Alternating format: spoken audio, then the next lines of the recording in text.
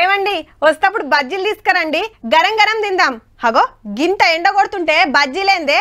అయ్యో మీ ఆఫీస్ కాడ ఎండుందేమో, మన ఇంటికాడ ఆనబడుతుంది. ముగ్గురు దోస్తులు బీర్లు తాగుదామని బారుకు పోయినరు, కానీ సిట్టింగ్ వేసినాక కోటర్లు కుమ్మాల్సి వచ్చింది. కాక పొద్దుగాల బండి దూడదామని బయట పెట్టిన బకెట్ తోటి నీళ్లు తెచ్చేలోపే పైపు పెట్టి గడిగినట్టే తేటగా అయిందిరా. ఇగో గిట్లున్నాయి ముచ్చట్లు. ఎందుకంటే పగటిలు ఎండాకాలం, పొద్దుము కానకాలం, రాత్రికి చలికాలం.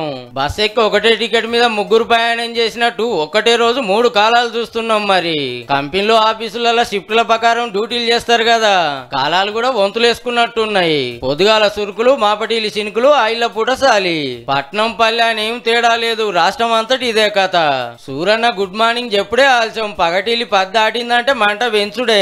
రోడ్ల మీద సిగ్నల్ కాడ జరిసే ఆగినోళ్లకు తెలుస్తుండొచ్చు ఎండ సురుకులు ఎట్లున్నాయో. ఏహే పొద్దంతా నువ్వే డ్యూటీ చేస్తే ఎట్లా అని సూరయ్యకు వర్ణయ్య పోటీకి వస్తున్నాడు. గడారంలో 4-5 కొట్టిందంటే ఆగమన్న ఆగుడే లేదు, అస్సలు తగ్గుడే లేదు. దంచుడు దంచాల్సిందే, వరదలు బారాల్సిందే. లెక్కకైతే దీవుల పండుగకు చలి సురువైతది, కానీ ముందే ఊరికొచ్చింది. రాత్రి 4-5 నెంబర్ల మీద రువ్వడిగా తిరుగుతున్న ఫ్యాన్లు మబ్బులు ఒకటి మీదకి వస్తున్నాయి, అవసరం అయితే బంద్ అవుతున్నాయి. చిన్నగా ఇగం పెరుగుతుంది, ఎగిలివారంగా మంచు పడుతుంది. ఈ లెక్కన చూస్తే ఏ కాలము ఇదేం వాతావరణమో అర్థమే అయితే లేదు.